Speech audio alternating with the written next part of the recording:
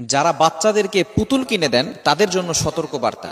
এই পুতুলের ভিতরে কিন্তু বদ জিন ঢুকে আপনার বাচ্চাকে ক্ষতি করতে পারে। এটা অনেকে বিশ্বাস করতে চায় না। বর্তমানে আধুনিক সায়েন্স, বিশেষ করে চিকিৎসা বিজ্ঞান যারা সায়েন্স নিয়ে গবেষণা করে, তারা জিনদেরকে বিশ্বাস করে না।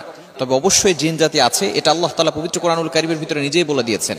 মানুষের ব্যাপারে একটা সূরা রয়েছে সূরাতুন নাস, জিনদের ব্যাপারে একটা সূরা রয়েছে সূরাতুল জিন।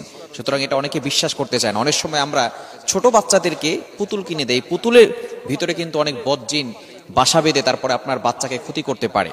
আপনারা যারা সোশ্যাল মিডিয়া ইউজ করেন তারা অনেকেই দেখেছেন, একটি বিষয় ফুটে উঠেছে। এক মা তার সন্তানদেরকে নিয়ে পোস্ট করেছে, তার সন্তানকে পুতুল কিনে দিয়েছিল, মেয়ে বাচ্চাকে পুতুল কিনে দিয়েছে।